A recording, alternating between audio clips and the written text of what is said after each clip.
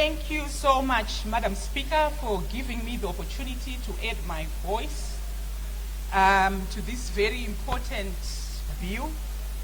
Madam Speaker, I wish to register my spirited and strong opposition to CAP 3.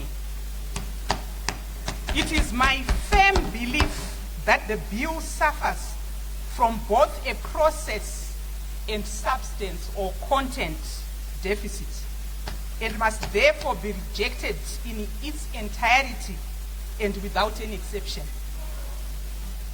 I wish to first register my process misgivings, Madam Speaker. The 2013 Constitution was a bipartisan effort as it was developed under the inclusive government and had the advantage of inclusivity, a key ingredient to the making of a social contract between the governed and the governing. Even more fundamentally, Madam Speaker, the 2013 Constitution was a national effort that sought to develop a homegrown constitution from the Lancaster House Constitution and received a thunderous approval as nearly 95% voted yes in the 2013 referendum. To then seek to change the same constitution that was widely accepted as a progressive constitution, not only in Zimbabwe, Madam Speaker, but beyond, without going back to the people, will be the highest betrayal after Morrison Nyathi, Madam Speaker. Section 328 of the Constitution is instructive in terms of amendments of this nature. Let me salute the drafters of the 2013 Constitution and the people of Zimbabwe for seeing the current mischief ahead of time and therefore directed that in such circumstances, a referendum must be convened to change the term limits and for the incumbent office holders to benefit from these constitutional provisions that they would have engineered. Madam Speaker, I put it to this House that any amendment to the term limits that benefit the incumbent outside Section 328 provisions, and in particular a referendum, will be fundamentally flawed. It is also not a secret, Madam Speaker, apart from the fact that Parliament is conflicted to adjudicate on this constitutional bill on the basis that it stands to benefit from the 2-year extension. This House, Madam Speaker, has also been subjected to some massive re-engineering, as it no longer reflects the will of the people as expressed in 2023 elections due to the controversial recalls that saw 33 people's representatives being recalled from this parliament. No party was given a 2/3 majority in 2023 that would give it the legitimacy to change the national charter. History has no blank pages, Madam Speaker. It shall be remembered that this was the modus operandi of the Second Republic as it prepared to unconstitutionally and undemocratically amend the national charter to its own benefit. Madam Speaker, allow me to transition to my third process misgiving. I also wish to register my disappointment in the manner in which CAP 3 public hearings were conducted. The public hearings were grossly inadequate in number and in distribution. The public hearings were also marred by violence and intimidation. I personally attended the City Sports CAP 3 public hearing and am ashamed that as Parliament, we failed to give the people a chance to freely express their views without fear or favor. The City Sports public hearing was not a public hearing, Madam Speaker, but a party meeting. The meeting was hijacked by party functionaries who became responsible for deciding who spoke Honorable and who... Order, Honorable Hlatshwayo. Honorable Hlatshwayo. Point of order. Point of order. Point of order. May you sit down, honorable members. Do you have evidence on what you are saying, honorable? Yes, I do have evidence. Honorable member. I was a witness, as I have already said. I was there in person. I'm talking about my own experiences, Madam Speaker, and I should be allowed to say my own experiences in this House. If there is someone who has an alternative narrative, they are free to do so. Honorable. This is my narrative. Order, Honorable Hlatshwayo. May you debate, Honorable Hlatshwayo? Point of order, Madam Speaker, ma'am. Thank you, Madam Speaker. I will proceed Point of with my order. debate. Point of order. It should be embarrassing to this House, Point of Madam order, Speaker, Madam. that no one was held responsible for these transgressions to this day, Order, Honorable Hlatshwayo. including the famous case of lawyer Doug Coulthard, whose phone was snatched by Order, a Honorable non-violent Hlatshwayo. official. What's your point of order, Honorable Joe? Thank you very much, Madam Speaker, ma'am. Kana iri mhosva yakaparwa inomangarwa kumapurisa noti muno, Madam Speaker, ma'am. Saka kana vakataura nyaya dzodoti pane vanhu vakarohwa kupublic hearing muno pakaita violence dzoripotwa kumapurisa noti muno, Madam Speaker, ma'am. Totenda, Honorable Hlatshwayo. Honorable Hlatshwayo. Thank you, May Madam you Speaker. debate. Indeed, the case was reported. It is before the police, but nothing has been done, like I indicated. Madam Speaker, we must bow our heads in shame. The only way to salvage this process that is now thoroughly discredited is through a referendum, as stated earlier. Madam Speaker, let me now transition to my content or substance misgivings. The first one.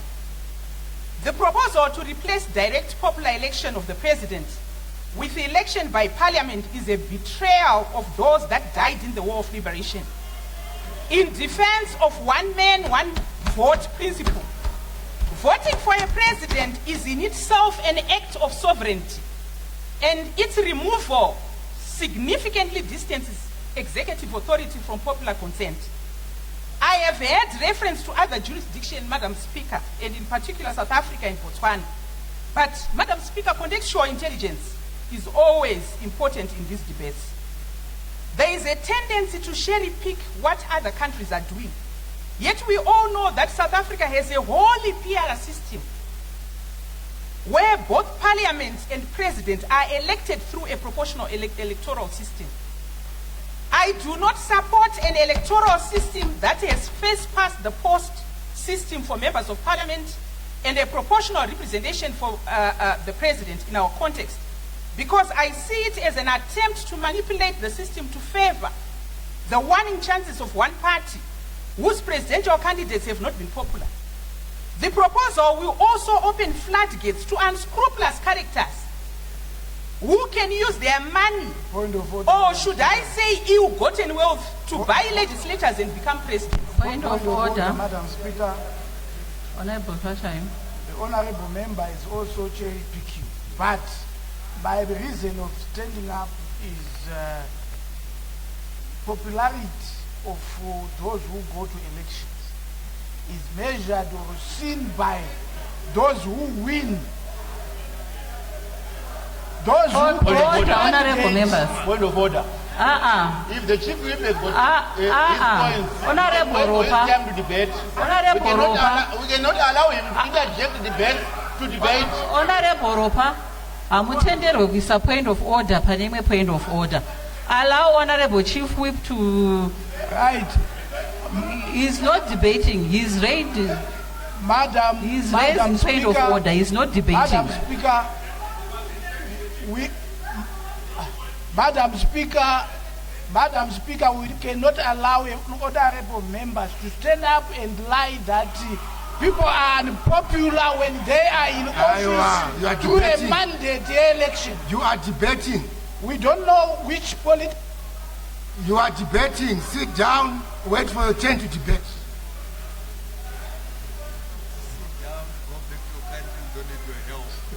Order, honorable members. Madam Speaker, Engineer, we have passed that level.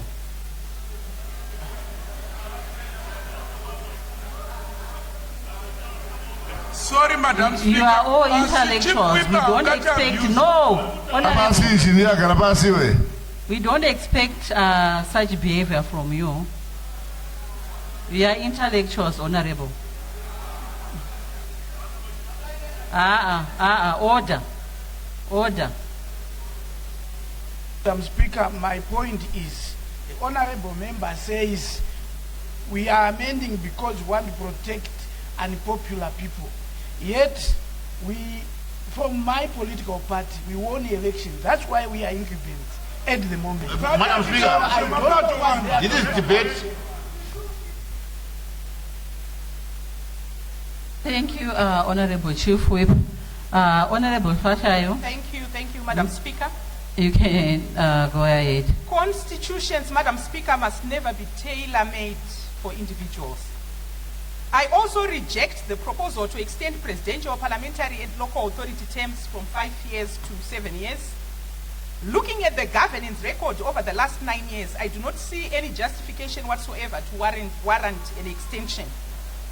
Zimbabweans also overwhelmingly expressed their desire to have clear-cut term limits in the 2013 referendum, and any change to the current provisions will be a betrayal of the people of Zimbabwe, more so in the absence of a referendum. The authority to govern is derived from the people. We were all given 5-year terms, and we must stick to the mandate we got from citizens in line with the principle of popular sovereignty as espoused in Section 3, subsection 2 of our Constitution. On enlargement of Senate, Madam Speaker, enlargement of Senate to have more appointed individuals by the President is a clear violation of the principle of separation of powers, where the three arms of government are supposed to be distinct and independent. The proposal is made more ridiculous by the proposal to have Parliament as the electoral college that elects the President. On transferring voters' roll functions from ZEC to the Registrar General Office, the former is an independent commission and the latter is an office under the direct control of the executive. It is therefore important to keep such a function that is central to our electoral processes away from the direct control of the executive in order to cure the mischief of toxicity and the illegitimacy tag that the minister referred to during his second reading speech. I therefore do not support the proposal and urge us all to keep the voters' roll function under ZEC. I do not believe that it is a coincidence, Madam Speaker, that a new delimitation commission is being proposed at the same time that the electoral system for the election of the President is being changed. It is quite obvious that the party composition of parliamentary seats will determine who ultimately wins the presidency. This new commission appointed by the executive can thus become a gerrymandering vehicle whose role will be to secure the presidency. The delimitation function must be left as is currently. The provision to remove partisan restrictions on traditional leaders is baffling. I think the current wisdom is superior in that traditional leaders have a very important role to play in our communities, including being custodians of our customs, traditions, and culture. Traditional leaders also preside over traditional cases in traditional courts, and therefore impartiality is key to their effective discharge of their duties. The proposal reminds us of how colonial administration before 1980 reduced the esteemed offices of traditional leaders to agents of colonialism and detach them from the citizens. We must therefore move away from such colonial vestiges. The proposal to transfer the role of the Zimbabwe Gender Commission to the Zimbabwe Human Rights Commission is tantamount to deprioritizing gender equality as a key government focus, contrary to the provisions of the National Development Strategy 2 that elevated gender to a thematic area. Zimbabwe Gender Commission is a specialized agency. It is a commission that looks at a matter that requires laser focus and specialized attention. The differences between the two entities can be likened, Madam Speaker, to the difference between a general practitioner in medical field and a... you are left with 5 minutes. May you wrap up? Thank you very much. I will finish in 5 minutes.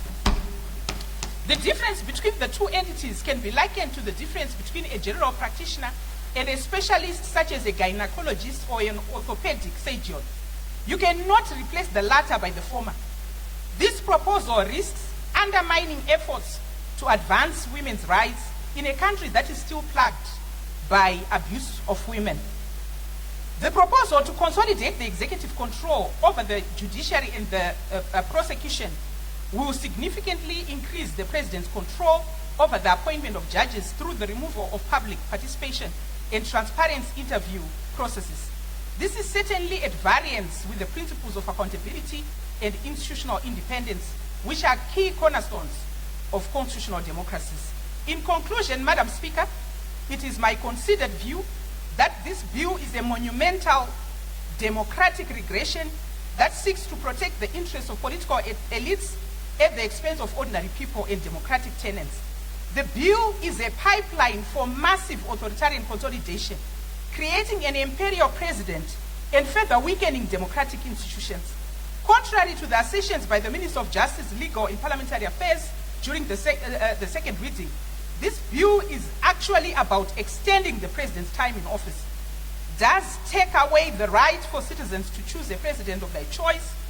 It is about internal succession issue of the ruling party, seeks to postpone elections to a later date, thus create a very dangerous precedent and a moral hazard where incumbents can extend their terms and postpone, if not to remove elections altogether.